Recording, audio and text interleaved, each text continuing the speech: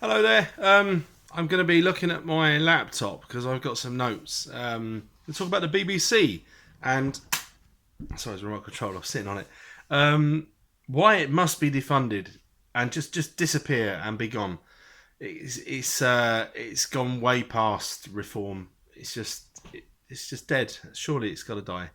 Anyway, I have cancelled my tax. I'm going to not call it a license because it is not a license. A license for me is something that you have to apply for and have to prove that you're capable or safe in some way of achieving the license so you can do a thing, drive a car, I don't know, go fishing. You don't need a license to watch television. You need to pay a tax. That really annoys me when just people call it a license. So that's one thing. Anyway, so I have finally stopped paying this tax. I wanted to be able to do it lawfully. I wanted to be able to prove if the worst case scenario happens and they turn up at my door with a copper and a warrant saying we now need access to your house, and they barge their way in, they can't prove that I watch television because it's not set up that way. It's now just Netflix or YouTube, whatever.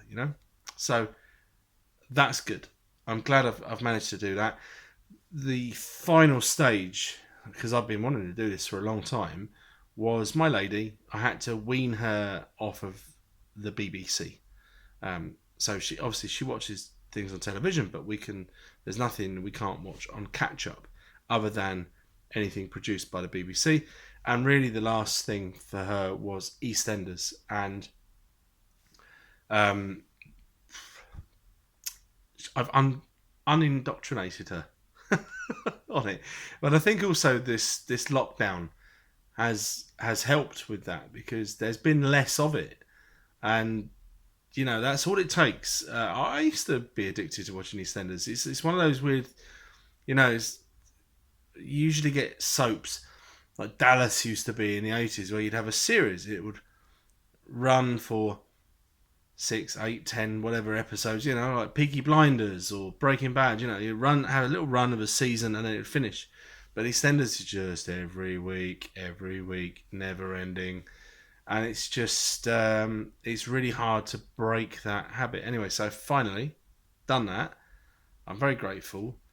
And so, yeah, we've unsubscribed, whatever. We're not paying that anymore. Up till a couple of years ago, I wanted the BBC to reform, but it's just dead now. Like I said earlier, it cannot reform. They have too many Marxists in there. They ideologues. They're living in an echo chamber. Their bubble, their London-centric bubble, and of diversity, and everyone else in the rest of the country is to be treated with disdain. These horrible northerners that speak funny, work down mines, these gammon like me, everywhere. They hate us, and they tell us every day how horrible we are. So and it's mad how they've managed to get away with this for so long. I think now that this Tory government, they feel emboldened to do this. They know that I would say the majority of the British public is on the side of probably wanting to reform the BBC. But every day when anything happens, what we see is the BBC, they double down. They don't change. They keep going further and further to the fringe. Okay, so they've, cost cutting. They've got rid of Andrew Neil, who was probably the last sort of traditional conservative voice on there. I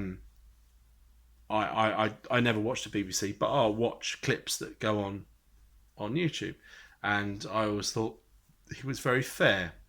He's definitely not red pilled, not like based, but yeah, good guy, and he would hold everyone to account. He was equally tough with Conservatives as he was with the Liberals, and yeah, so they've got rid of him for cost cutting. but they didn't get rid of Gary Lineker or hang on a minute, what's her name, Emily Maitlis. So it's not that. This is their ideology. They're obsessed with affirmative action.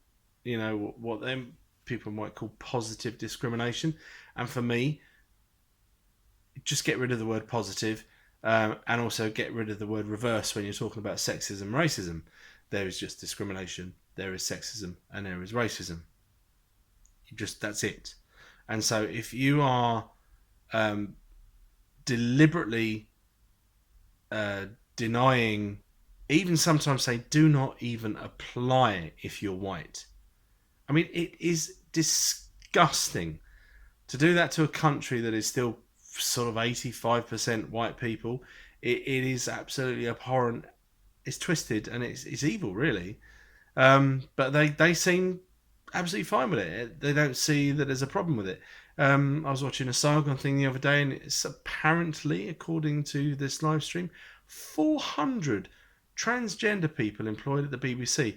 I mean, the markup on the percentage, from what there actually is in society of transgenders to what there is at the BBC is it's radical. It's insane. And the moment any organisation, any business decides to employ not the best people for the job, but people based on the second, the third, the fourth, the 10th, the 100th best person for the job, whatever, until they get to that person that has the right melanin count in their skin, or has the, is not heterosexual, or is, the right gender, or obviously gender fluid, or what have you, they're doomed to fail, because the minute you don't have the best people that you can afford doing the job for you, that's when your business will start to be less good, less profitable, less streamlined, less effective. Just in general, a sports team doesn't just go, okay, well let's just say, I don't follow American sports, but LA Lakers, they're going to say, okay, well we've got far too many black people in this team. We need to have some white guys. They're not going to be as good, are they? Because white guys aren't as good at basketball as black guys. And no one's upset by that. No one's offended by that, because it's a statement of fact. Anyway, so they're doomed to fail because of that. Where am I? Sorry, I'm looking at my notes here. So they want to cut costs by getting rid of Andrew Neil, but they're spending 100 million on diversity content. They're spending 100 million pounds on chasing unpaid license fees. Surely the BBC, there is a message to you that you should get there. That's so many people now not paying for you, and then you want to then waste even more money on chasing that money. It's the writing's on the wall. The time's up. I'm afraid that's it. It's way past the point where you could even consider being reformed. You're done. 87 million pounds on redoing the set for EastEnders. It's the most fictional programme in existence, and it's supposed to be gritty real life. But I'm sorry, if you go to the East End of London, it's going to look extremely different to how EastEnders looks, and you know it. And going further into EastEnders, say when my good lady would be watching it, and I'm in the room and I'm messing around on my laptop, whatever, I'm, typing something angrily because I'm, constantly angry, writing to my MP or something like that. I'll look up and it's just, okay, right, yeah. Oh, what's this one? This is a white guy beating up his missus. Okay, right. Oh, another white guy beating up his missus. There's a murder. Oh, it's another white guy did it. I mean, they actually have a policy there where they will not have, like the most serious of crimes committed by ethnic minorities. I remember way back in probably the early 90s, there was a storyline. There'd been a murder and there was a few suspects. It turned out to be Nick Cotton. But the person that they were lining up to be, everyone thought it was going to be, was this black guy. This guy who was going out with Michelle Fowler.